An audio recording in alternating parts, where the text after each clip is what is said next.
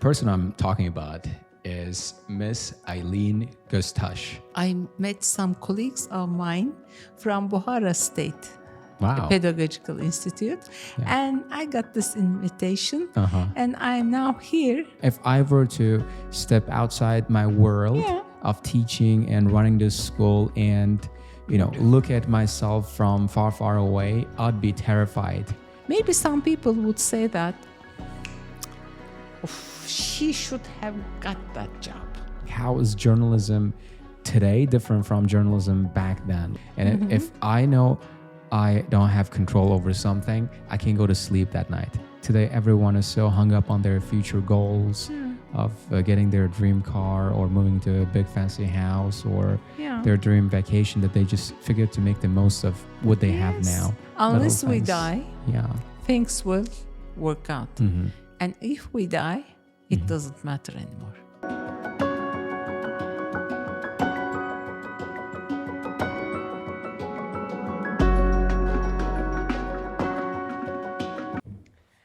Hey folks, hey everyone. Welcome back to another episode of Astra Muse. I'm your host, Muhammad Ali again. Today, I'm going to be talking to another amazing guest.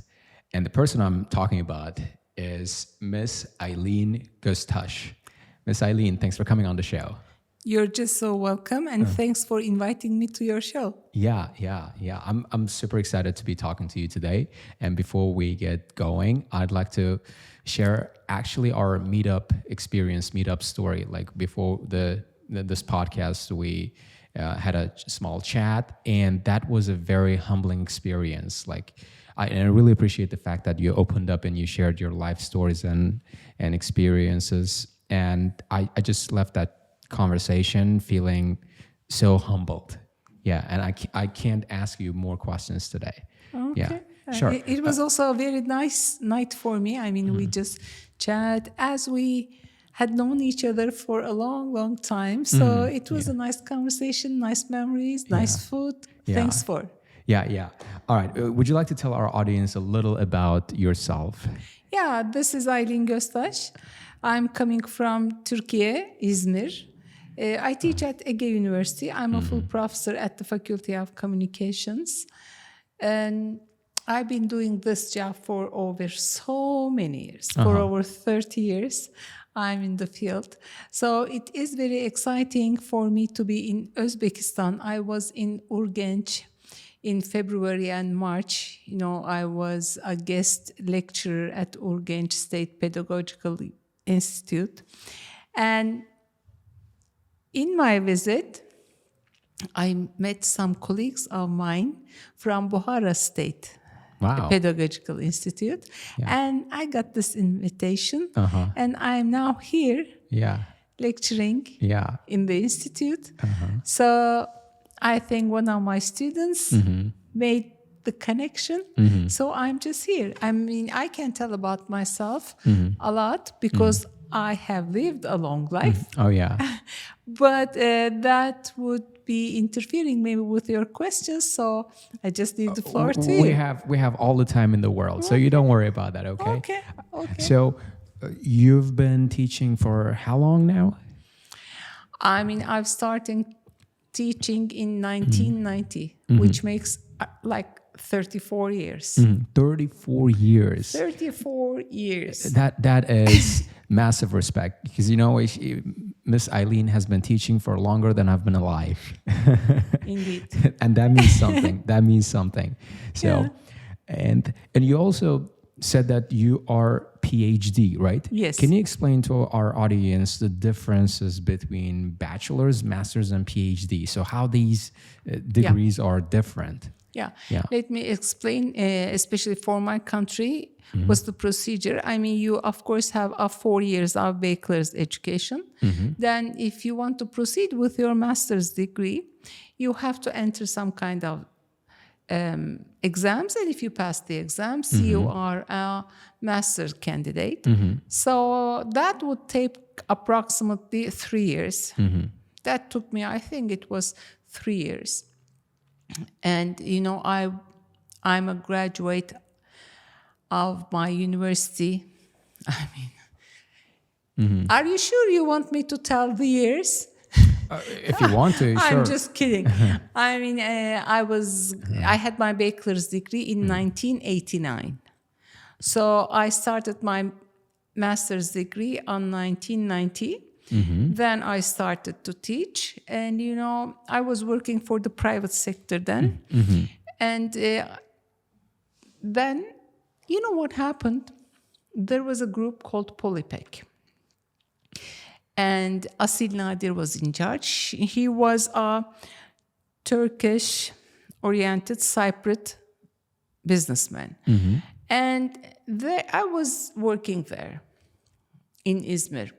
Then suddenly he started to go into a crisis. I mean, the main office was in England, so he had enterprises all over the world.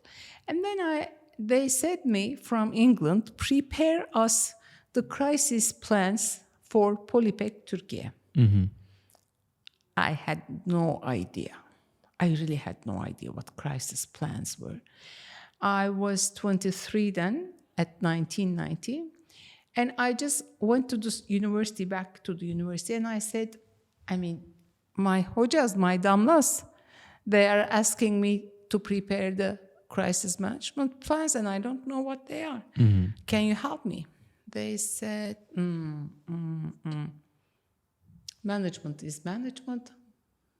Crisis management doesn't exist. I was just like this. Huh? Oh. So it was like a completely foreign concept to Turkey, Yes. people in Turkey. For people, most of the world, because, and then one of my professors, he was a young fellow. He said, I'll help you with this. And then I went back to Polypek where I was working, and I said, sorry, but I cannot, because I don't know, and there is no internet, there is nothing else. I cannot search for crisis management or something like that. All I have was the library we had, which didn't contain any kind of books as that stuff. And then somebody from England helped me with this. I proceeded the job. But then I decided, Muhammad Ali, this story I'm telling, I was 23. I said, okay, Aylin, that means the things you know are not enough, and the environment you have is not enough for your career goals. Then I decided to masters, because I was working for the private sector and I didn't have that intention of being an academician. Then I entered the exams, I got the exams, I started my master's degree. I started my master's in Turkey. Then I went for a research to the States. I was accepted to a university, to a crisis management department I found there. They were so hard things. There was no internet, nothing. Can you imagine? And I went there and I completed my degree, and I was a crisis management expert when I returned to the country, okay? So that made me something. After, back to your question, I completed my master's in 1993. And I said, okay, I'll be having a PhD degree. Then you again enter some exams. If you get the exams, you enter the program. I entered the PhD program, which took me 4 years. It would take you approximately 4 to 6 years. Let's say 4 years of bachelor's education, then master's for 3 years, then another 4 to 6 years for PhD. You take lessons, you just give papers, you prepare portfolios, and at the end you just make a dissertation and a research project. And some professors, examine you, and if you pass, you become a PhD. Then I was a PhD in 1997, 27 years ago, but I still was working for the private sector, but I was going and teaching to the university, because I had that master's and I had the PhD. And in 1994, there happened to be a big economic crisis in Turkey. Everybody was then aware of the term crisis management. And I was one of the rare ones who was knowing that. So it's important for young people to see what's coming, the needs of the society. And this is also important for entrepreneurship. Yeah. You should be offering the need. Okay? So in 1997, I got my degree as a PhD, and my dissertation was on total quality management and human resources management, which were also very new topics, the quality programs. And I was working for the private sector. And then in 1998, at the end of the year, I had my son. I gave birth to my son. And my hojas, my professors, were just saying me, come back to the university. You were an asset for the academia, because I was so young.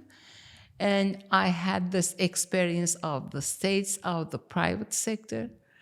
And I returned to the university as a damla, or whatever you say, as a PhD. Then in the system, there is some more things. You become an associate professor. But it's not just you become an associate professor. In 1999, I started the university. You have to take so many exams. And, for example, they say and there are some credentials to become an associate professor. They say you have to gather like 300 points. 10 points counts for an international article. 20 points counts for managing a European project. 30 points comes like this. And it's just a load of things. So I was a hardworking person, and I just completed those, and I applied. In Ankara, the Council for Higher Education, that's a governmental council, not your university, you apply to the government. They accept your application, you can enter the exams. They said you can enter the exams, and I got the exams. I was successful, and in 2000, in the year of 2000, I was 33 years old, and I was an associate professor. Finally, after a decade of studying, after a decade of work. It didn't finish yet. Yeah, not yet finished. Of course, that's an associate professor.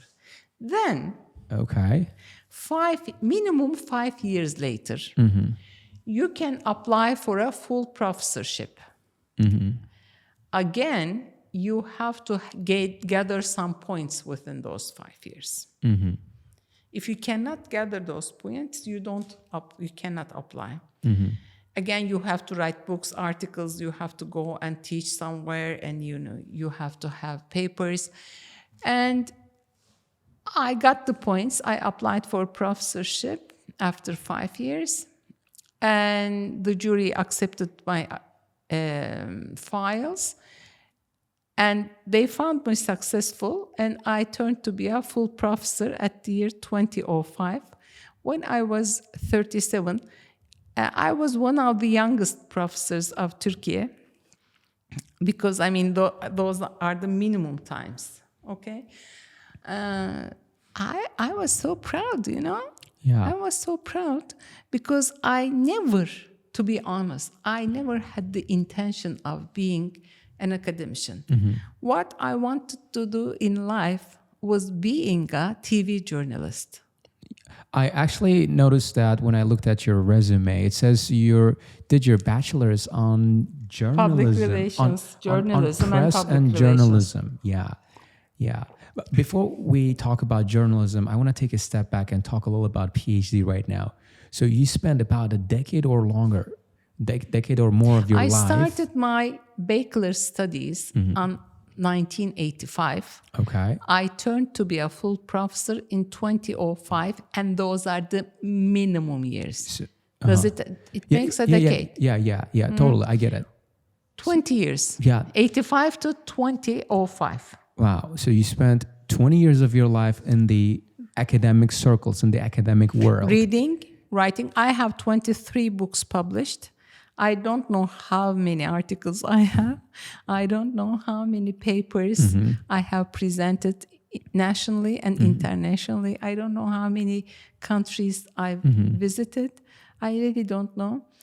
But am I happy? Yes. Yeah, that's what I was going to ask you. Like, was it worth all the trouble? Was it worth all the hassle? Yes. 20 years of your life in the academic world. Yes. Like me, I was in university for 4 years and I had enough of it. But I never left the private sector. I was always in it. You know, when they go together, you learn a lot. Okay. You learn a lot. Yeah. For example, let's say that you are in love with your profession. You love the field you are in. And one invitation comes from after the other. One comes after. You enter, for example, you found me. They found me, I was just in Urgenç. Urgenç director found me when I was lecturing in Baku, Azerbaijan. Yeah. This is something, you know? Yeah, just one stone after the other. Then you don't understand how these years have passed. Yeah. You say 20 years. Okay. I say, okay, because when I was at your age, I was saying the same thing, but you don't understand how it passes. You know what I say? I have a son who's 26 years old. Before I had a child, I was thinking that, it's hard, you know, because you have to make so many sacrifices. And I was a mom, and I was a single mom when I was raising my child. So I had this career with that, you know, in parallel to that. It's not easy. No, it's not. But it's not easy to have raise a child also. But when I had the child, it's also a part of the definition of your life. It's not as if you don't have a child. Before that, you don't know that. It's not defined in your life. The career is something also like that. The reading process itself or getting the education is something like that. When you are not in that life, when you are not a part of it, it's, wow. But when you are in it, it's also part of your equation of life. It's also a part of your definition of, you don't understand. You were here, you were there, you were there.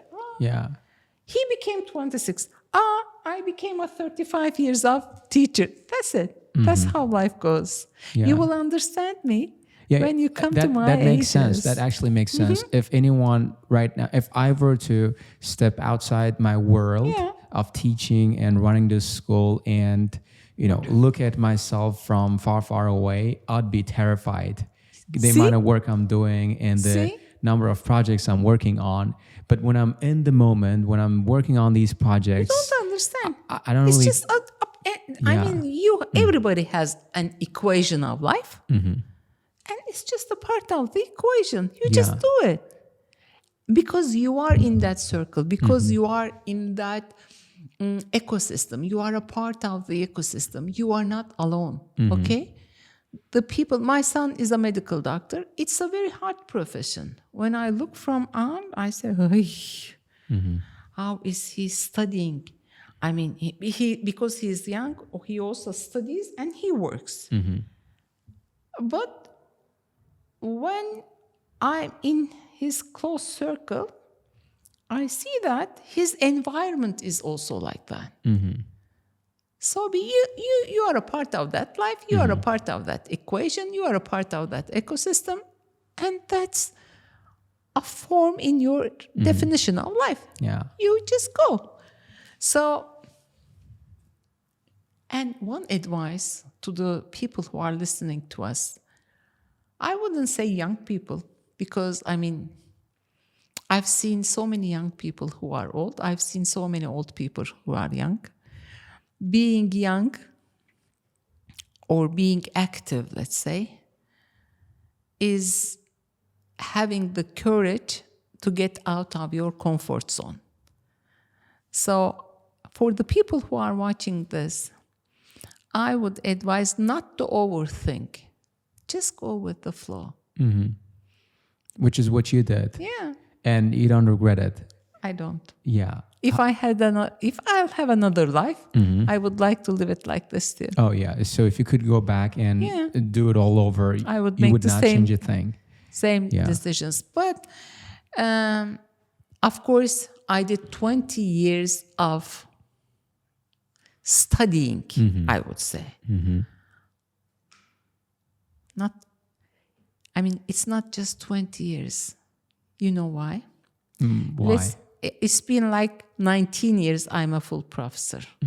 What if I had stopped reading, studying 19 years ago because I don't have another step? I'm at the highest step. Do you think you would be interested in me? Do you think life would be interested in a person who stood there? No one will. Not exactly, yeah. Because life is a flow. When I say if you have to go with the flow, you have to be in it. Some new things are coming up. I should read those. Some new technologies are coming. I should be a part of it. Some new thoughts are coming. New generations are coming. New ways of thinking is coming. So you just cannot stop. If you stop, you rot. That's it. Yeah. That's it. Or you just become obsolete, outdated. Yeah, you just sit there in your comfort zone. That's very comfortable. Right. You get, of course, there are some ages that you cannot be on part of the active life. I understand that. But it's just something like, remember the thing I've told you just a couple of minutes ago? It's a part of your definition. When those ages come, it's a part of the definition. You stay more home. You get some help for the things you are doing. Because, if you had enough of life at the given time zones, you are full with life. You don't miss things, You say, okay, I had those when I was in my 20s. I lived those when I was in my 30s. So you accept the coming years easier if you lived your dreams. That's very important. That's what I think. Yeah. Am I talking too much? No, you're not. It's a lot of life experience and stories. Yeah, you're just helping us to put things into perspective. I'm trying to do that. Yeah. My whole dream was being a television reporter. My whole dream. Yeah, do you think back in 1985? Yeah. That's why I got my education in journalism and public relations, but mainly in journalism. Right. But there was just one TV channel when I graduated in Turkey. So, and that was owned by the government. I'm a graduate of an American high school. So I was thinking that the reality my world was something like the series I'm watching, the American series I'm watching. But it was very hard to enter those exams. And then I said, when I got graduated in 1989, I said, I have to enter international exams, which I did. There was only CNN, Turkish news, which was located in Washington. I got the exams of that because we just had 5 journalism faculties in Turkey then. and they were not giving the education in English. So my knowledge of English from my high school years was an asset for me. There were so many rare people who were graduated from journalism faculties who can be fluent speaking in English, okay? So I got the job, which you won't see in my CV. I got the job. I was so eager, and my dream was coming true. Now I'm saying something personal, which even you don't know. Okay. I'm all ears. I'm listening. You are listening like this. Yes, you know? yes, I am. I am. I'm trying. And This is very interesting. Like your whole I life got story. the job. It is so interesting. I got the job. But I was in love with one of my classmates. Okay. Okay. I wasn't really expecting that. Yeah. How old were you at the time? I was 23. Okay, 23. Now 22 we're talking. years old. I was 22. Yeah. Yeah. Actually, I was 22. And he proposed me. Uh-huh. And he was 21. He was just a year younger than me. And he proposed me, and we got married. Okay. But there wasn't an opportunity for him. He wasn't able to speak English. So I said, no, I'm not coming. I left my dream. Was it a mistake? I don't know. I went with the flow. But that was something, you know. Then things didn't work out. And I lost him in a traffic accident. Oh, I'm sorry. I really am. May his soul rest in peace.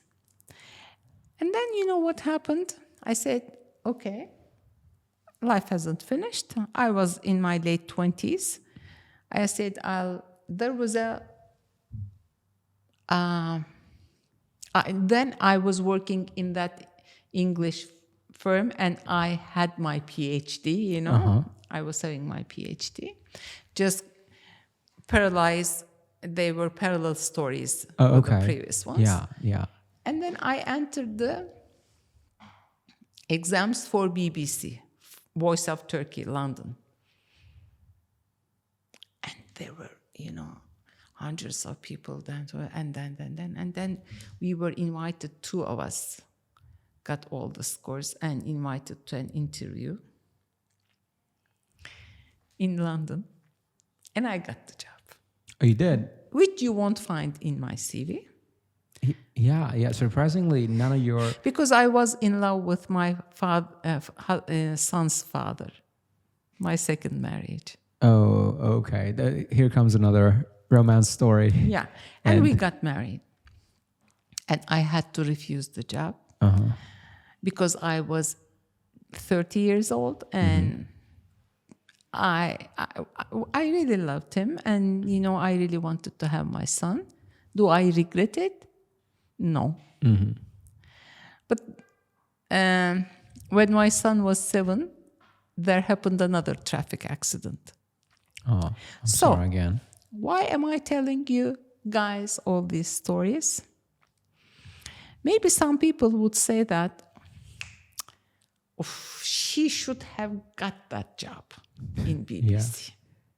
She should have got that job in CNN. And so what? So what? I was going to live another life, and I was going to turn out to be 56 again. I would have had one of my dreams, but I wouldn't have lived the life I live now, and I wouldn't have had the experience. I was going to be somebody else. Would it be better? Who knows? No regrets. If you take decisions, being an adult means taking the responsibility of your decisions. It was me who had decided. Nobody forced me with the gun. I'm telling you all those stories, not because you are interested in my private life, but because, I mean, there were so many other things within that private life, of course. I'm not sharing. But you should be saying, okay, that was my decision. I may suffer from it, but there is a life ahead. So you should also take the responsibility of your decisions. If you say you are an adult, you should earn your own money. You should be able to give decisions, preferably right decisions. But then there arises the question of what is right. Only time shows, I guess. Only you know, and only you know. Something which is right for me may not be right for somebody else. So if you judge people, you cannot come to this conclusion. For example, sometimes some people come and ask me questions. Shall I do this? Shall I do that? Should I do this? Should I do this? I say, if I were you, I would go this path. But I'm not you. But from my experience, I can say that most probably if you follow this path, those things will happen and you will conclude there. And if you follow this path, those things will happen and you will conclude there. But the decision is yours and the responsibility is yours. Please, everybody, I have seen so many people accusing the situations or some other people for their decisions. That's not good for you. No, it's not. Blaming other people for your You'll decisions, never grow up this right? way. You'll never grow up this way. So this is why I read journalism. And these are the reasons why I couldn't become a journalist. But here's the deal. I don't think it's too late. I think you can still become a full-time journalist. And you don't have to... I don't want it anymore. Oh, you don't want it anymore. No. That interest is gone. Yeah. I had... If you Google me, I had run some TV shows also. Oh, really? Yeah. In Turkish or in English? In Turkish. Okay. And when you Google me, you will see it. Aylin Göztaş. I was just sitting at your chair, and my guest was sitting in my chair. Okay. And we were... Still, I can do it.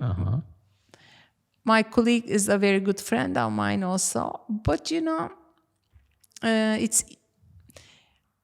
it's İzmir TV. You can find it. But, I said, okay, Erhan. His name is Erhan. Sevgili Erhan, sana sevgiler gelsin buradan. I said, no, Erhan, I don't want to do this anymore.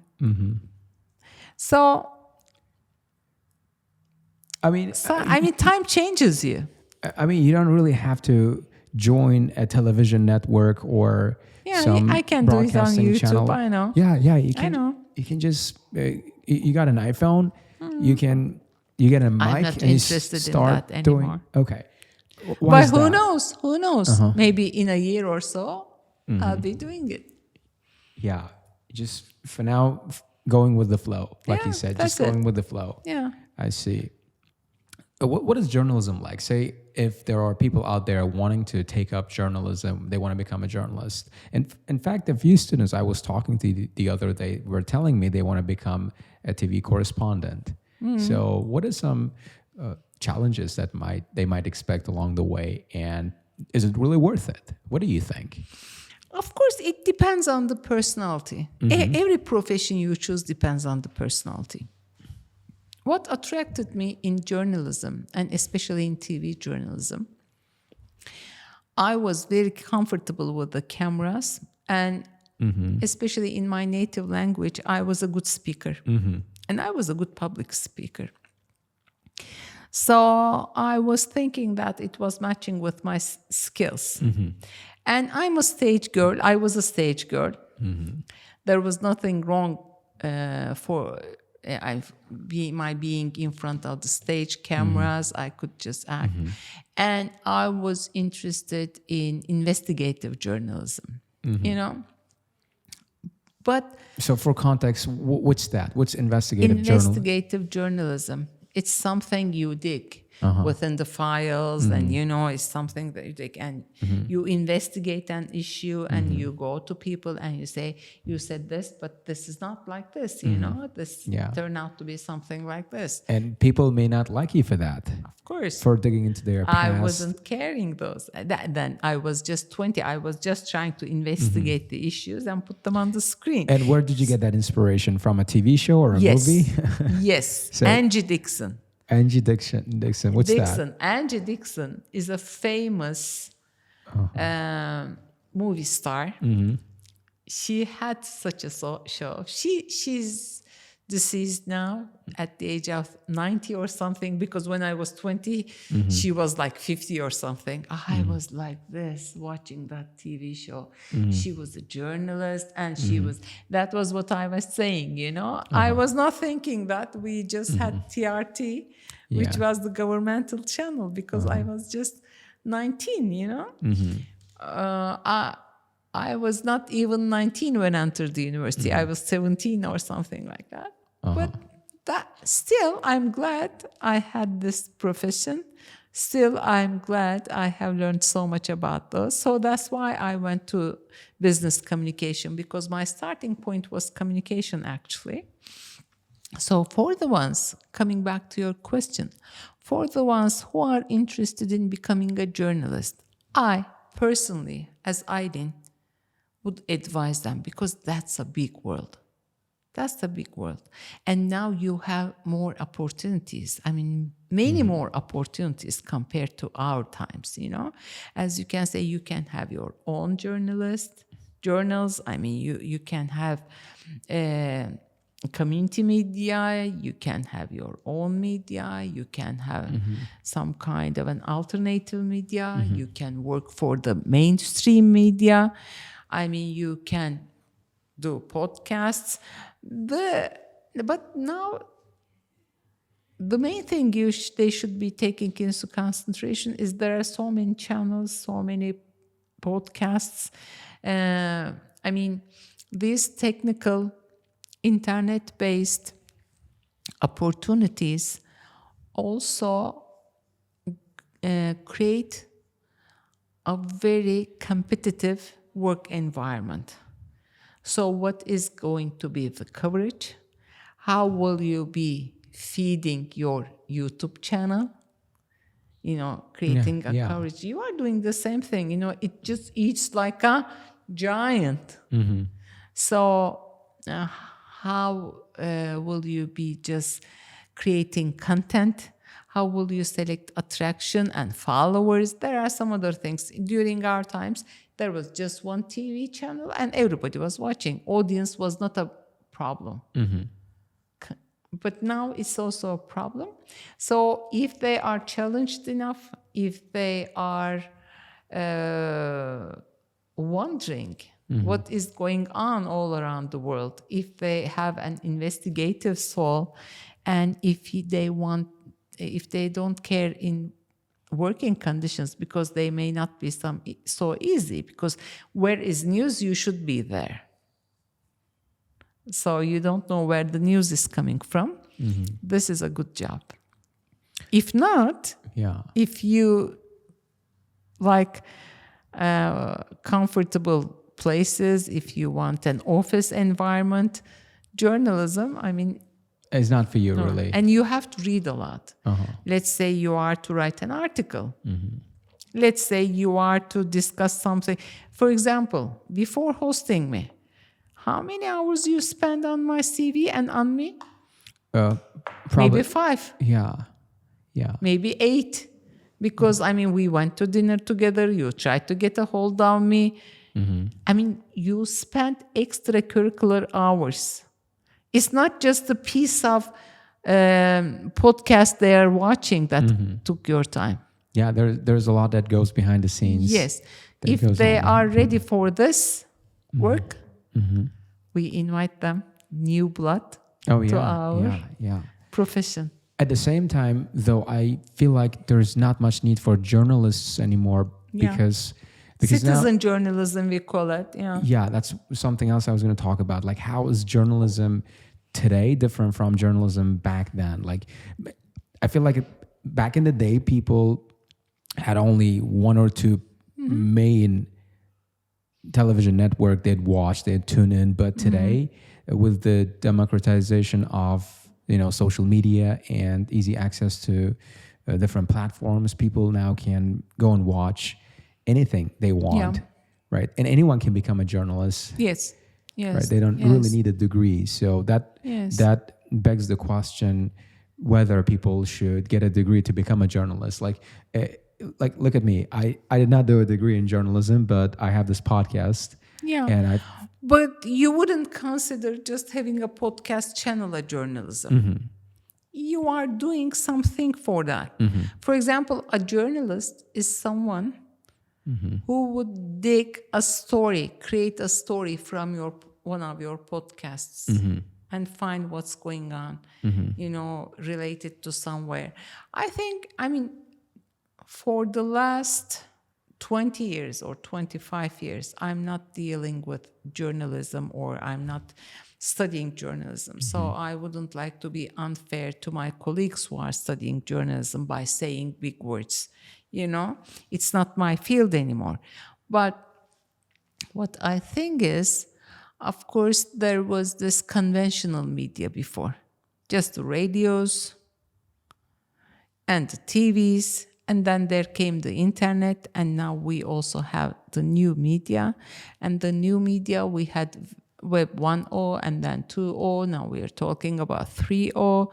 I mean, that's also improving. I was an visiting observer in Silicon Valley just before COVID started. So I have observed so many new technologies and new softwares being done. But still, there is this, with the coming, in the coming years, I don't know what's going to happen with the artificial intelligence. But the artificial intelligence we've been exposed to this far is just the tip of the iceberg of what's coming. Yes. But still leaves a place for the journalists. Okay? Right. But in the coming 5 years, maybe the profession will turn to another point. Today I read an article. It was written by Bill Gates, I guess.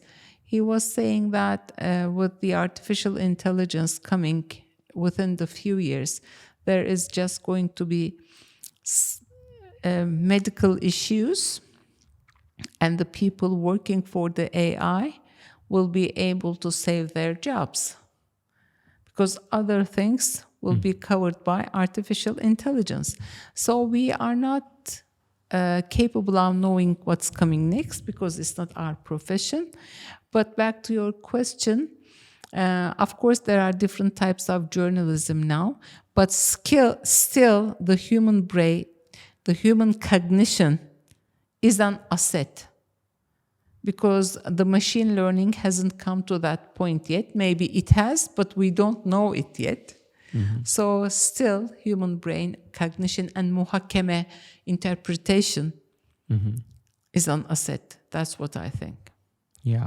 So it's still worth a shot for people who want to get into journalism because it's 4 years of their life, and it can be disappointing spending 4 years of your life at university trying to get a degree in journalism only to realize there's no need for journalists anymore. The curriculums should change. The teachers, the professors should cope up with the future. Remember the thing I've said, if I turn out to be a full professor at 2005, I could have taken from the government the same salary by doing not doing that much of work because I was at the top grade for the last 19 years. But that's not fair, not to you, not to your students, not the ones who are paying you. You should keep yourself updated. So for each profession, it's the same. For each profession, it's the same. Now we're talking about industry or agriculture or medical 4.0 and society 5.0 projects. So everything is changing. So what I would advise to all the university teachers, academicians, they shouldn't be saying, okay, we're done, we have taken our degrees. That's so unfair. Yeah, short-sighted. See what I'm saying? That's very short-sighted. Yes. So we should all look at the curriculums, change the curriculums, integrate, learn from each other, and be a part of the progress and the new coming ecosystem. That's what I think. Yeah, yeah. So you have to be... What am I doing at this age? What am I doing, yeah? Just being, when I'm going with the flow, I'm trying to be a part of the new ecosystem because I think I owe it to the society. I owe it to the government who raised me. I owe it to the family who raised me. That's being responsible of your life. That's what I think. Yeah, that's what I was just going to say. You have tremendous sense of responsibility. I do. Yeah, because I don't know if it's a good thing or a bad, but it's I a do. blessing. It's a blessing because not many people have that. Funny you said that. Yesterday I was talking to one of my colleagues and he kind of started slacking and received a complaint about him from his group and students. And I was telling him that every time I start slacking, personally, my soul starts hurting. My soul literally hurts. Right? And I don't know what it is. I don't know why I have that, but I'm grateful I do. I have that. I'm grateful. I feel like it's a blessing. It's not a curse. Yeah. So, yeah, and it's so relatable to see you, to hear you say that. Yeah. That you feel you owe it to society to be constantly upgrading your skills and trying to keep your edge and not to fall behind the curve. Yeah. And social responsibility. Everybody says something about social state, social responsibility. Be responsible yourself first. Yeah. Okay? Then the others come. Remember the word I say you? This was the motto of American College Institute of my high school. Enter to learn, depart to serve. Yeah. We have entered this life, even this life, to learn. When we depart to the adult life, we should be serving till we can. Yeah, so that's like the point of life. Yeah. Learn and serve. That's and it. Contribute. That's it. Yeah. And being a teacher is also very nice. We are colleagues in a way because you serve by teaching and you have their learning process. So you are always within that cycle. And when I mean teach or learn, it's not just the knowledge we learn. Yeah, I mean, knowledge, again, can be learned from Google now. I mean, it's the habits, it's the roles, it's the way of acting, way of talking, it's the way you embrace life. And then it becomes the virtue. Remember the things we've been talking just a few minutes ago about this AI thing. Knowledge is everywhere. It's the virtue that counts. It's the virtue that AI doesn't have. It's the virtue you should be aiming when you are growing and learning. By that way and that way only, you can consider yourself a good human being who has served all the humanity, all the world, all the living creatures fairly, without hesitating, and we will all die. And I have faced death. I was diagnosed with a very serious illness, and thank Allah, it is gone. But every one of us will die. when you die, it's very important if you are remembered because of your virtues. A teacher can be replaced by AI if he has just stayed at the stage of knowledge. Okay? You should come to especially, for example, some people are just at the stage of data. They say, they talk. So what? From data, you should have information. From information, you should have knowledge. With the knowledge, you should create good policies, political policies, social policies, educational policies. You should take good decisions which help the society, which are on the benefit of the planet Earth and the humans, and then you become a virtue. That's, my journey, my personal journey hasn't finished yet. All of ours will finish when we die. It's just a matter of decision making with what kind of decisions we will come to the end of our lives, because each day we have so many decisions, and when they add up, they make your life. That's it. And of course there is also qadar. Of course there is also chance, luck. Of course there is also destiny. But most of the things are the maps of your decisions in your life. That's what I have learned so far. I should better stop. How many hours? Has it been an hour we are talking or what? No, this conversation is going great. It's going fantastic. Trust me. Okay. Yeah.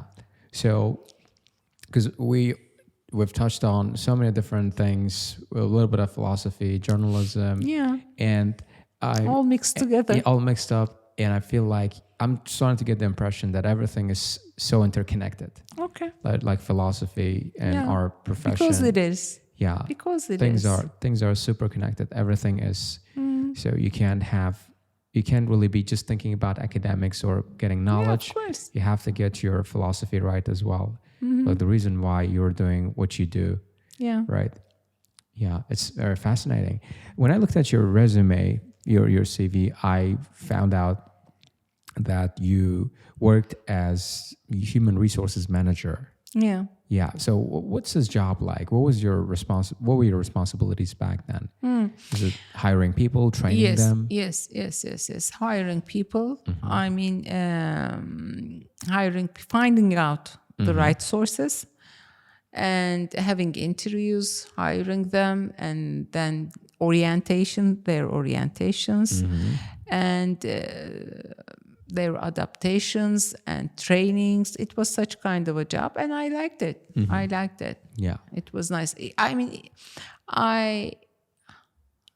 It's been so many years, but I remember those days vividly. Yeah, I do. Totally. I do. Right. And later on, you were promoted as a manager at a jewelry company. Yes. I noticed that as well. Yes. So you ran a jewelry company or what? Yes. You know what happened? Yeah. What was that experience like? It was lovely. It was lovely. Yeah. But imagine being surrounded with jewelry. I earned quite a good money over there. But I spent so much also because it was a jewelry shop. So it was a jewelry company. You know what? I've told you I had my PhD on total quality. And while I was working in a packaging company before that jewelry company. I was managing HR and marketing and public relations over there. And I was headhunted by that jewelry company, whose main office was in Istanbul. That was a big one. For example, they own a jewelry shop in Fifth Avenue in New York also. So that's a big one. So sounds like a very fancy shop. Yeah, that was a very big jewelry chain. But when I was working in that packaging company, because I had my PhD on, I was working on my PhD on total quality management and human resources management. In that company, there was a team, outsourced team, who were working on productivity analysis in the production chain and the managerial chain.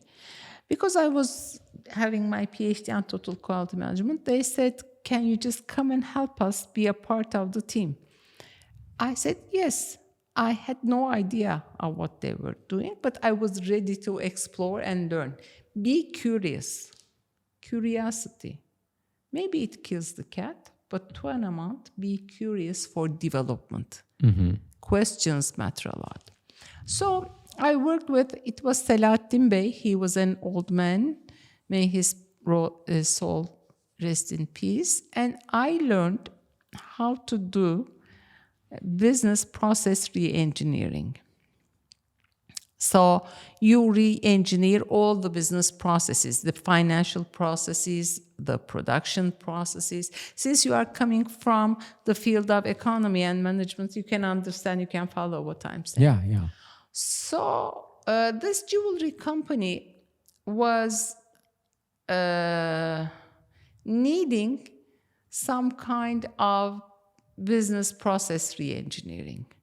So I started there. I was headhunted there. And, I was working as an Asian region manager for marketing department. But I was also a part of the business re-engineering team, which was being led by a guy from Siemens. I learned a lot from him also. So we worked together. So we were to design new process maps for finance, for production, for marketing, for any of the management or business department, I would say. So that's my days in jewelry shop. If you know this, because more or less you have the similar profession, if you are dealing with business administration, you can work for a cement factory, I did. You can work for a packaging company, you can work for a jewelry company, you can work for a political candidate. Everything is a product for you. Yeah. See what I'm saying? I absolutely get that, yeah. Because you just have to get into the context. Now, after 35 years of experience, I would say there is nothing I cannot manage personally or work-wise. But I need to know the product. I need to be aware of the environment. I need to study the ecosystem. So afterwards, since I have the experience and I know the passwords and the enigma of management, there is nothing we cannot manage. So you can understand what I say. Yeah, for sure. Your past experience made you very versatile. Versatile now. You were involved in setting up a business and running it. So that past experience taught you how to come up with a product and sell it. So that experience has taught you a lot. I can clearly tell that. It did. So later on that timeline, you also worked as a PR manager. I did. Yeah. Because in my bachelor's degree, it was not just journalism. It was journalism and public relations. And my, from my master's on, like crisis management, total quality management, and HR, I was willing to become a journalist, but life turned my wheel, and not life, sorry, my decisions. Oh yeah, yeah. Stand corrected. My decisions had turned my wheel to the area of business. So I had to pay more attention to public relations because that would go easier with that. So that's why just a few minutes ago I told that I wouldn't want to be unfair to the people who are studying journalism. I haven't been studied journalism for so many years. I would consider myself as an expert in public relations, business communication, and business administration. Right. And after all these years, you decided to settle for teaching. Because in 1999, when I entered the university, and when 2000 I became an associate professor, my main job was to teach, learn, become a professor, and be a teacher. So for the last 24 years, I've been teaching, literally teaching. I've been teaching to the bachelor's degrees. I'm teaching to master degrees. I'm teaching to PhD degrees. And, for example, who does the exams for PhD students? The professors. For the last 20 years, I've been just going and doing so many exams for the PhD or associate professor or even professor degrees. Let's say you apply for the professor degree, the time has come. 5 professors from the country are selected and we make a jury. If we accept your files, you just have to clarify that you are sufficient enough to be a professor, and 3 out of 5 of those professors doesn't approve your files, you cannot be a professor. So my main field turned to be a professor. Of course, sometimes I offer consultancy jobs or I work in the projects, and I'm also a Senate member of my university. Ege University is one of the biggest universities in Turkey. So we have lots of faculties like medicine, dentistry, communications, tourism, engineering faculties, so many faculties. And we have like 3,500 academicians and 65,000 students. 65. That sounds like a very big university. That is. So being a Senate member is something like that. The university is run by the rector. And the rector has a board of directors and a Senate, which consists of the deans and the selected senators. I'm one of the selected senators. So we are like 50 professors who serve to our rector as a board of Senate for the decisions to be taken on behalf of, or for, not on behalf, but for the procedures which are going to be executed in all the universities. So that's something. So I've been working as a university or governmental manager for the last 19 years. So as I say, if you are a manager, if you know the enigmas of management, anything is a product for you. Yeah, including education, right? Yeah, of course. Of course. You just see what's going wrong when you enter a place, From the body languages, from the way, for example, he tried to take my cup. He was going to empty this and fill with coffee. That said me something. Oh, really? Of course, that said me that for marketing and branding reasons, you don't want another cup. No, we don't. And for scenery reasons, you don't even want a second Astra cup. on the table. Okay? Right. That said me something. Then you said, that's okay. He brought me a second cup, which maybe by chance, but maybe by choice, a cup which fits directly to my clothes. If this cup was green, I would just reject it because I'm a branding person. I would just say, don't bring me this cup because green will take the attention of the audience and they would be interested in the cups more than our conversations like they are now. Our audiences, please come back to us. This was just an example. You're very observant. I'll am. give you that. Very, very observant. I didn't notice that. And very meticulous. Yeah. It's my job. Yeah, it is. It's my job. It is. Okay. A quick question before we move on to our next question, next chapter, I mean. So what was your observation after our first conversation? Observation on what? You? On me. Like you said, you're very good at reading body language, right? So I found you very self-confident. okay, but I was faking that. Honestly. I'm not that confident. You're not? Oh yeah. But you are faking good then.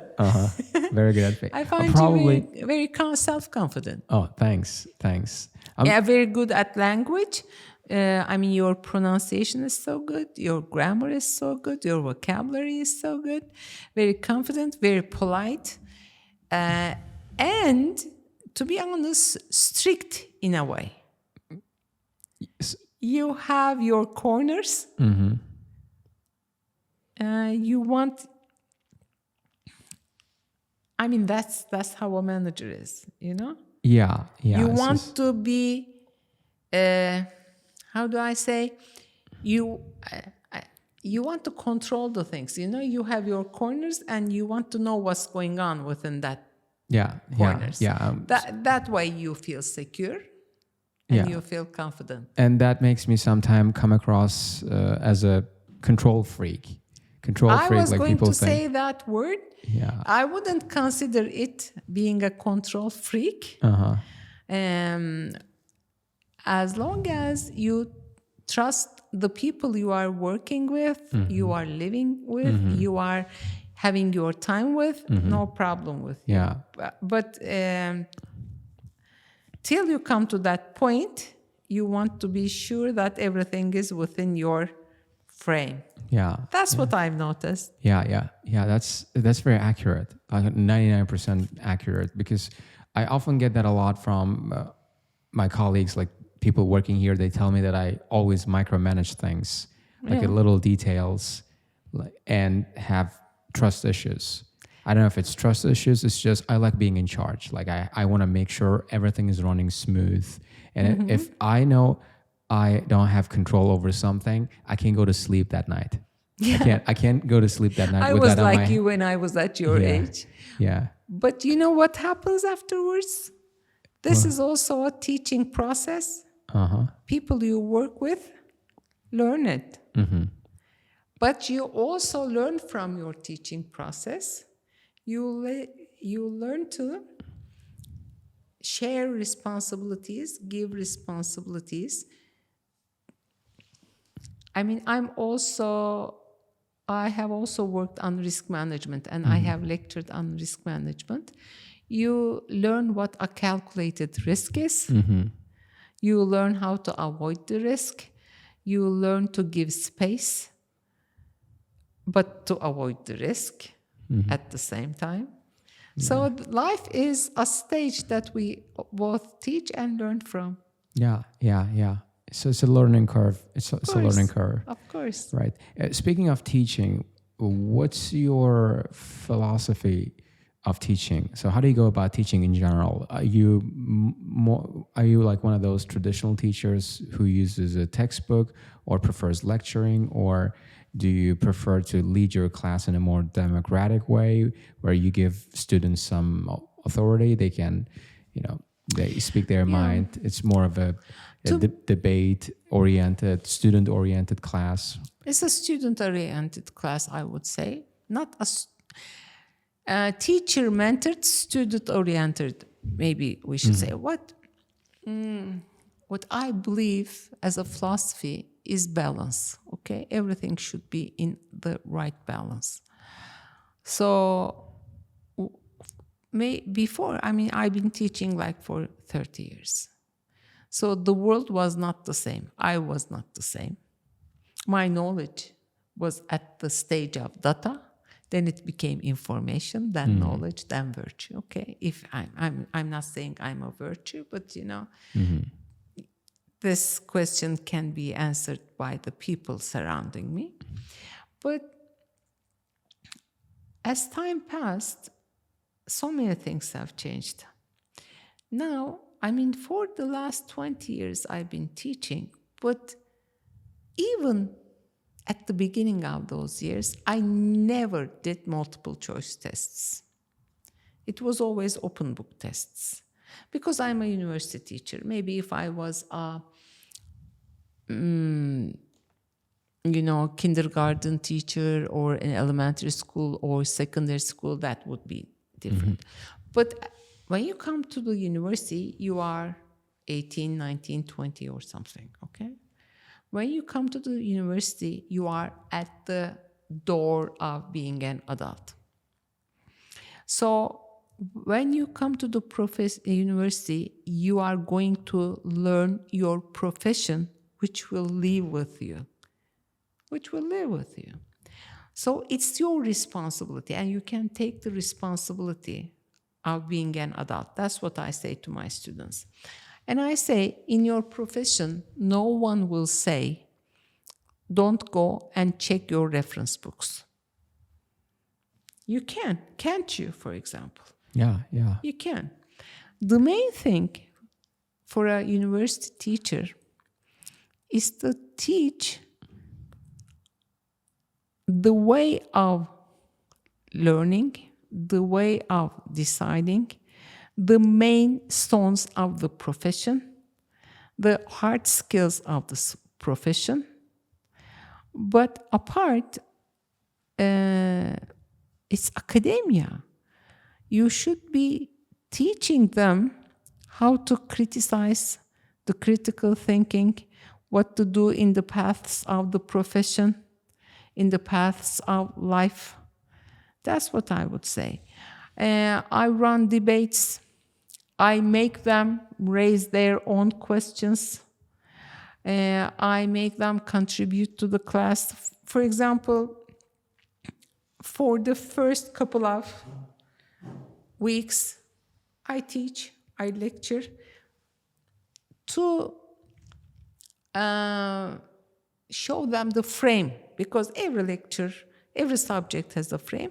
The frame of the subject is like this. And you know what I say? Because I'm a social science teacher. And I say, okay, you don't have to think like I do. You don't have to believe like I do, but you have to, since this is academia, you have to write your answers with the references. You have to be able to defend your thought and prove me that you are right. Yeah. Okay? Yeah. I may accept that. Yeah. But if you are like this, blah, blah, blah, blah, and if you are not talking with the references, if you are just talking like a man in the street, I wouldn't accept. Because you are going to be a member of this profession. So I offer them lots of sources. I make them read a lot. I want them to discuss within the framework of the subject, of course. I believe in informal teaching, making the student part of the classroom. If I had stayed in the place I was 20 years ago when I became a full professor, I wouldn't have learned the informal teaching methods. I have been running European Union projects. I'm a part of the Erasmus team. So that taught me a lot. on the techniques, on the teaching methodology. First, when I heard of informal teaching like 10 years ago, I was just like this. Yok artık, daha neler? How will they know? Shall we play games? Of course. Now, gamification is everywhere. Because the society has changed, the technology has changed, the youth has changed. Is it possible that the teachers won't change, the curriculums won't change? Well, if they don't change, they'll just get replaced by people who are willing to change. That's it. Yeah. That's it. And you won't be acting responsible to the organism you live in, because society is a living organism. Yeah. You will be dead by then. You will stay in your comfort zone. I appreciate that decision also. Then get retired. Don't be a burden in front of people. Okay? Or adapt to the changes. Right. That's what I think. Yeah. I don't know if I could answer your question. No, yeah, it was a great answer. So you try being flexible in the classroom and encourage your students to think for themselves and make sure they can back up their points with credible sources, like teach them how to discriminate different sources. Right. Right. Yes. And I'm also very curious about this informal way of teaching, which is something that's new here because we're accustomed to teaching according to the school curriculum. But you can still follow the curriculum though. Yeah. But you can change the methods. Like your approach to teaching, rather than just get them to learn text or read books, you can make quizzes based on that portfolios, book. interviews, debates. Yeah. Persuasion. For example, for debates, they have to study persuasion. They have to study public speaking, which are the soft skills, because in any profession, you need to have the basic hard skills. What will differ you from your classmate? Your soft skills. Yeah. What will differ you from the AI, the machine? Your soft skills. So you cannot deny this as a teacher, Yeah. These soft skills will come into a bigger picture. Yes. Yeah, that's what I think. It's already becoming important asset for many people. people. And it's a global world. No matter if we like globalism or we are against it, that's another issue to discuss in another podcast. But it's a global world. Yeah.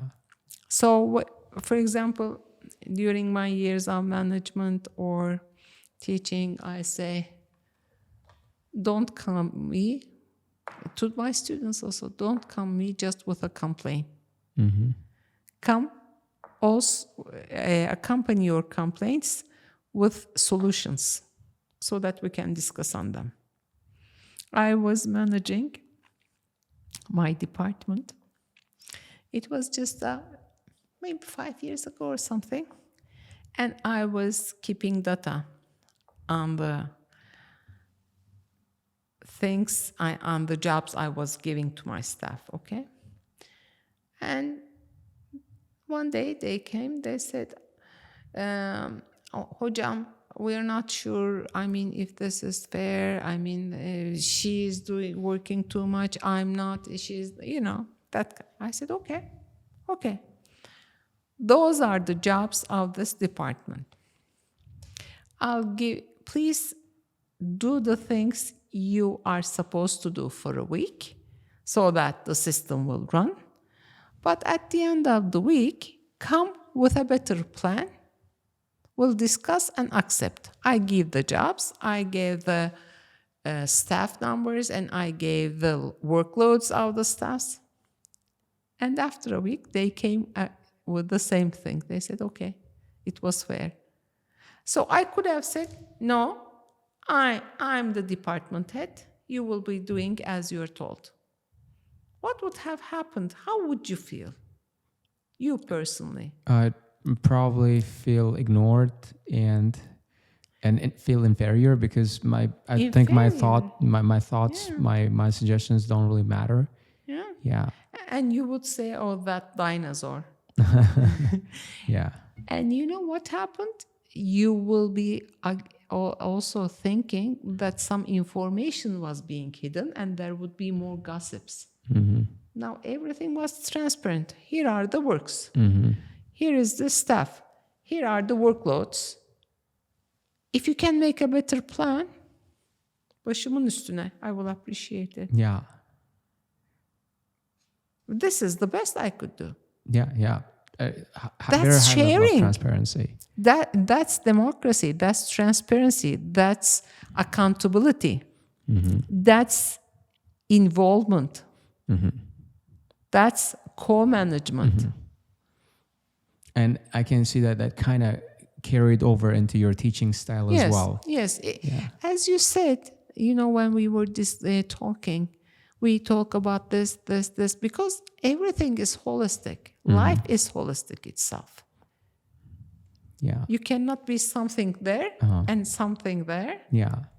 Because it's going to be imbalanced. What I said is, I believe in balance. So, I mean, in any aspect, you should be showing more or less the same personality. That's what I think. Yeah. Which is in high contrast with the wearing different hats idea. Like people think that they should wear different hats depending on where they are.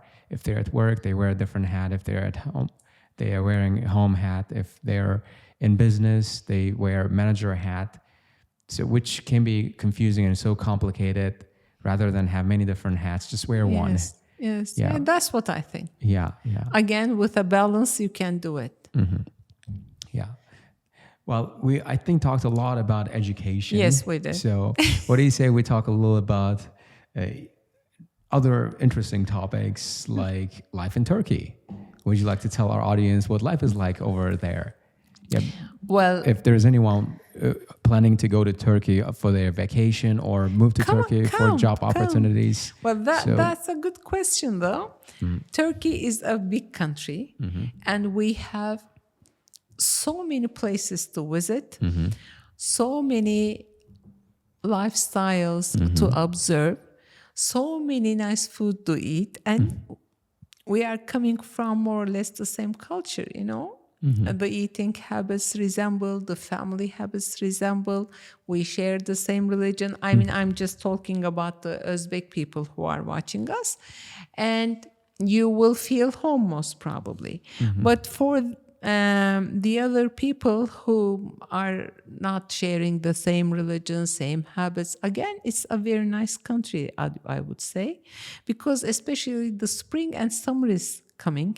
It's a summer country, I mean, when I say it's a summer country, I don't want to be unfair to the mountains, because in winter we also have very, very nice cities that you can skate. For example, in Kars you can skate on Çıldır Gölü because it's frozen, But in summer, because it's a peninsula, you can go swimming everywhere. It's a cheap country.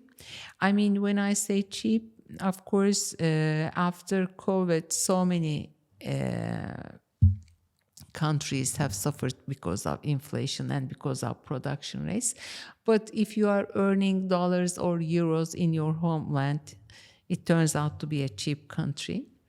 That's what I would say. And there are so many daily life. What about daily life, let's say? I think.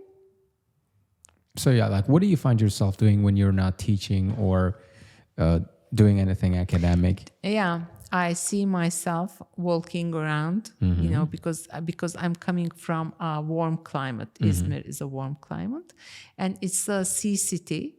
So what I would love to do was just go to a coffee shop near the seaside. We have so many coffee shops, restaurants near the seaside. You can swim very easily, and you can swim from some of my friends are swimming in February, for example. But a standard person, an ordinary Yeah. person, would start swimming late April till mid-October. You can swim. So we just, in Izmir especially, or near the seasides, we are out most of the times because the climate helps us a lot. We go to work, so we spend time with our families. We have so many good restaurants. We have so many good historical places because we call it the cradle of civilizations. There had been so many civilizations, so you can see so many antique places. Just come. We have so many good universities, and we Turkish professors are coming and visiting Azerbaijan, Uzbekistan, Kazakhstan. And the Turkic republics, all the Turkic republics. We are very open to have united projects. So we're just expecting you. Oh yeah. Turkey is actually on my travel list. I'll be sure to visit this country one day in the future. Yeah, You should. A lot of people actually want to spend their summer break in Turkey, places like Turkey or Dubai, because of the weather, and it's also part of the world where you have a very good mix of Western and the Asian world. Yes. Yeah, it's like the country bridging the East and the West. So you can have a little bit of both in the right amount, in the right balance. Yeah. I like my country. I like being in my country, in my hometown. And how many countries have you traveled to your entire life? I don't know, but maybe 40, 45. I don't know. But 45 countries. Could be. That's so mind-blowing. I love 45 traveling. countries. Unbelievable. I haven't counted, but maybe 40, maybe 45 or something like that. It's almost all the countries in the world. Like Not all the countries. I think it's 1/3 of the countries, or even less. But I love traveling because I love planet Earth and the people and all the living creatures. Even this thing. I love being in local places. I love local dish. I love to go, when I go foreign countries, I want to go to local shops, bazaars, eat local food, stay at a coffee shop, hear the language. I witness what's going on within the conversation. Okay. I love those details. Oh, really? Well, how much Uzbek can you speak? Do you know Uzbek? I don't. Oh, you don't? Right. I don't. Okay. But when I was in Urgenç, I was understanding because our dialect, that dialect is similar to Turkish. But today, in the morning, we were at Çorbakır, and there was an old guy who was telling the history. He was a villager from there, and I could understand 1/3 or even half of the things he was saying. But understanding is easier, speaking is harder. But I would give myself like 3 months if I live in the country. Most probably I'll understand more and I'll speak some. Yeah. And of all the countries you've traveled to, which one would you say is your favorite? Yeah. I liked Portugal a lot. I don't know why, but I liked especially Porto a lot. So what was it, because of the culture, the weather? The weather, the culture, the food. I don't know why. I liked Portugal a lot. But I like everywhere. I love being in Uzbekistan. I like states. I like Bulgaria, for example. I like Greece. I like so many places. I was in Egypt. I loved being over there and being a part of the society. And I was in Syria before the war. It was so nice. It was a nice experience. If you look at a place from a positive point of view. If you want to see the problems of a place, every place have its own problems. Of course, you see those. But what I think is, if we are a part of the system, or if it's our responsibility to do some corrections, we should also focus on the problems. But if you are just there as a tourist, you should be avoiding the problems, but getting the best of the opportunities you have. That's what I think. Yeah, just trying to make the most of the Yes. culture, the Yes. environment there. Because that's why you are there. Yeah, because you don't get to actually spend much time there, so you're just trying to make the most of your time that's what you're I spending there. I see. So, what are some countries you'd like to visit to in the future? What are some countries you haven't I visited haven't yet? been to India. I want to be in India. Okay. I haven't been to Russia. I want to visit Russia. And I want to visit Kenya or Nigeria. Right. So some African countries and some more countries in Southeast Asia, right? And see what life is like there, right? In those parts of the world. I have an idea, of course, from YouTube or from the pictures or from the things I've read, but I would like to be there in person. And what's one lesson you've learned, one really important lesson you've learned, or a couple of important lessons you've learned from your all years of traveling around the world? People are the same. People are the same. And in none of the countries, the walls of a house is made from candy, like in Hansel and Gretel's. You always have to work. You always have things that you will suffer. Every pro comes with a con. Every pros comes with its cons. That's what I've learned. Right. So the world is a big place with many different people, different perspectives. That's it. And in a sense, has it taught you to be more open-minded and flexible? Of course, diverse. Yeah. There are so many different lives of living. We are not here to judge any one. We are not here to judge any lifestyle. But of course, it's just the other way around. We also expect the same respect from them. And if you go and be a part of a society or a community, you have to respect the rules. Right. That's what I think. Like something I've heard this from other foreigner guests I had on the podcast. I remember Mr. Frankfurt, one of my first foreigner guests I had on the show, remember him telling me that when you are a guest, you don't get to criticize furniture. Yes. That's what he said. Yeah. Misafir umduğunu değil, bulduğunu yer. We have a saying in Turkish. Which translates to?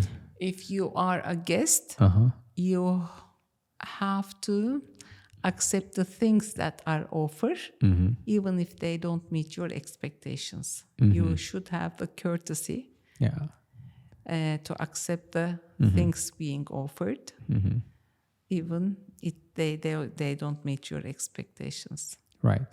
That's what was taught to us by our families. Me, I'm that kind of a person. Right. Yeah. It's very important that you are tolerant, culturally tolerant, understand the world is made of different people with different perspectives. Yeah. And that's what makes it a beautiful place to live in. Of course. That's the adventure. Yeah, that's the whole beauty. And one thing I've learned, let me share this. Sometimes we are so focused on the destination, we forget to live the journey. Yeah, that's very deep. Yeah, that's very deep. Please, people who are watching us, please think about that. Life is a journey itself. Right. Okay?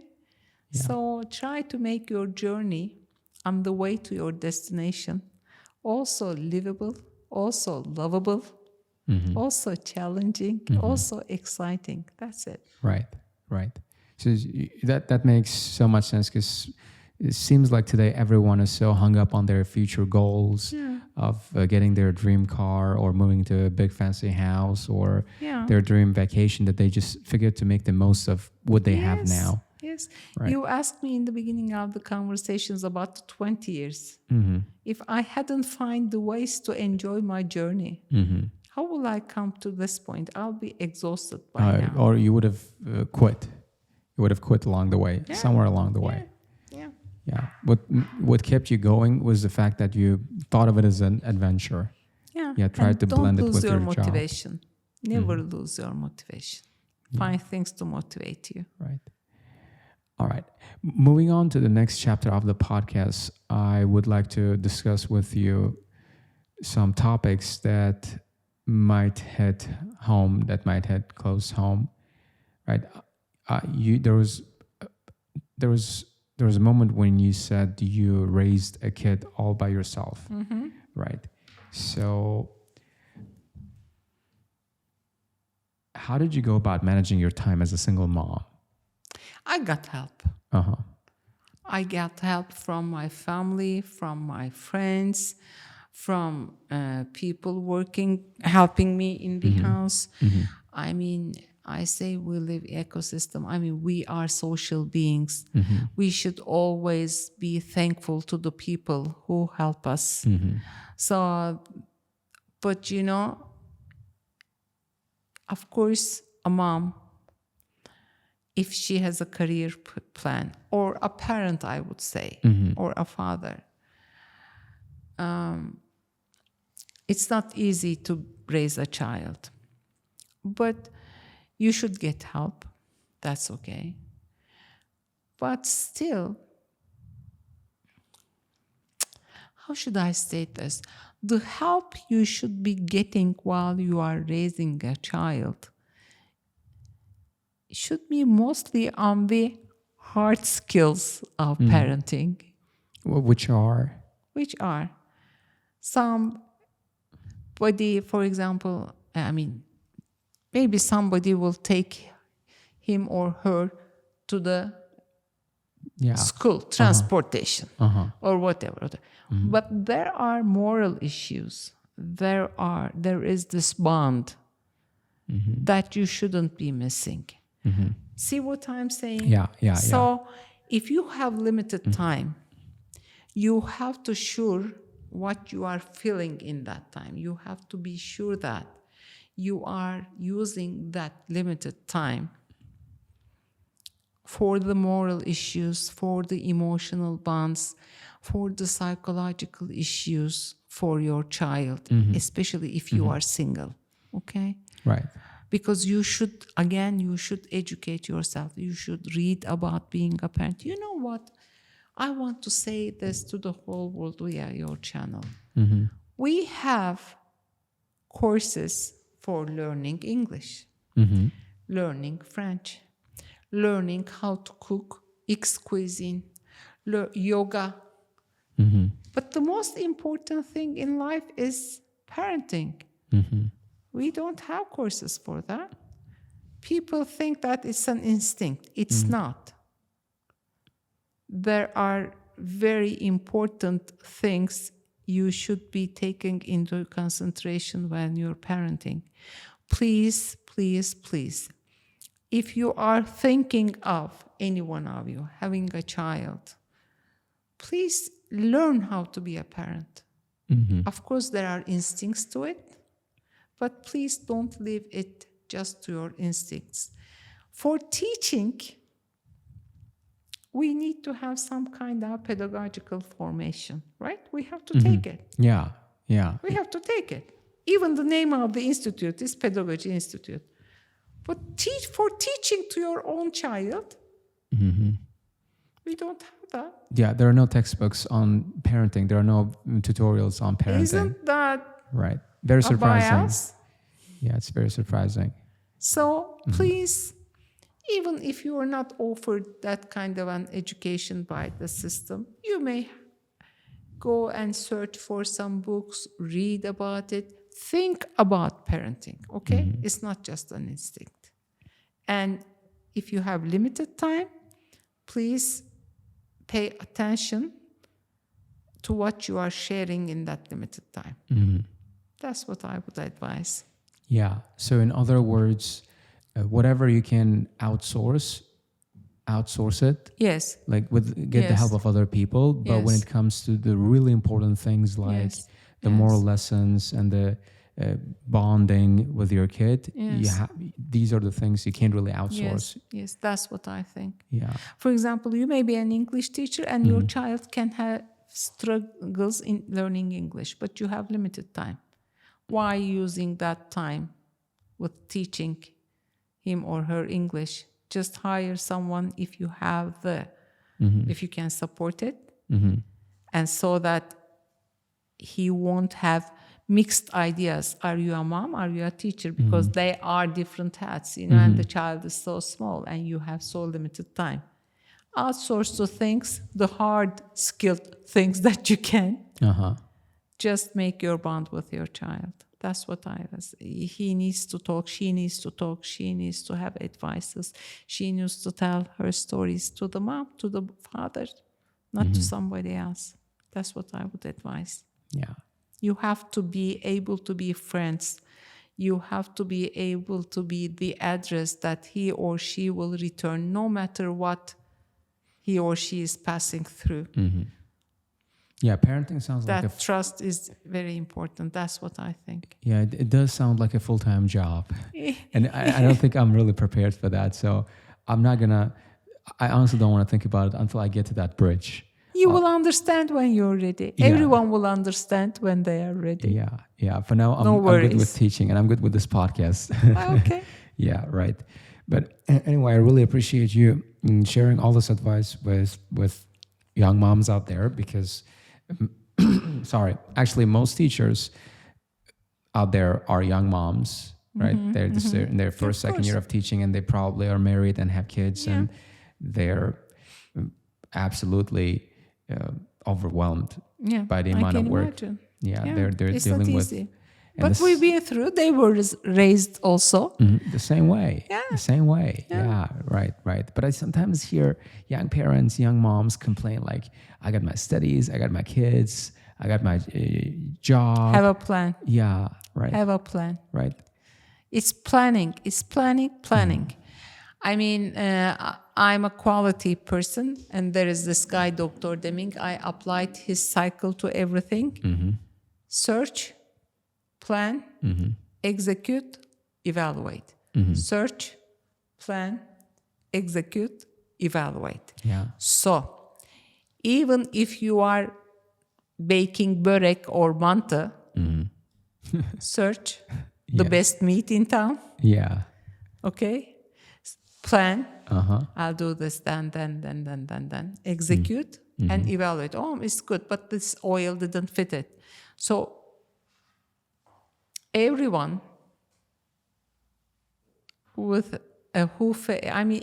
not everyone, but anyone who fails has an excuse. Anyone who succeeds has a plan in everything. So if everybody has this plan, but not the excuse, you wouldn't be a control freak. Yeah, that's so true. Yeah, that's right. Okay. That's right. And be fair, have your plan to help the ones or to be the fair to the ones who have their own plans. Yeah, that's a golden piece of advice. I hope you guys are taking notes here. Yeah. It is. It really Just is. have a plan. Search, do the right search. Make a plan out of the data in accordance with your goal and mission. Execute your plan and then evaluate. Where did I fail? Where was the success? How can I improve it? That's it. Yeah. And just rinse and repeat. Yeah. Rinse and repeat. Repeat. Got it. And eventually you'll get great results. And eventually you'll get old. Yeah, that's also true. That's also true. it. That's harsh truth. Yeah. All right. And I got 3 more questions I'd love to ask you. So we're running in the third hour, or what? Will anybody listen to us, you think? Yeah. Just last 3 questions before we wrap this up. Okay. Number 1, I know we did a lot of talking about philosophy today, but I want to ask this question anyway. So can you put your personal philosophy in a couple of sentences? If you could describe your personal philosophy in 2-3 concrete sentences, what would you say? Get your inner balance and balance everything in life. Have a plan, do the search for it, execute and evaluate it, and learn to love what has left for you and what is offered by life. Yeah. That's very deep. That's very powerful. And how does it feel to be your age? Lovely. Okay. I'm 56. I'll turn 57 on 27th. So you may say I am 57 because we have just 10 days left or something like that. I feel fantastic, you know, because I'm satisfied with the life I'm living. I'm satisfied I can take the responsibility of my decisions. God and life offered me so many good things and so many good choices, but I also faced so many, how should I say? Setbacks in life? Setbacks and sad happenings. I mean, those accidents, my sicknesses, and so many other things. I mean, everybody did. But this is life. Embrace your life. Just not see the things you have lost. Don't concentrate on the things you have lost. But don't bury them. Just mourn for them. Just pray for them. Just be emotional. Don't be afraid to cry, but make a balance and love the things you have left. That's it. I'm so happy to be 57. I have liked my journey. And I still have things to go. I have learned from life. You know what I say?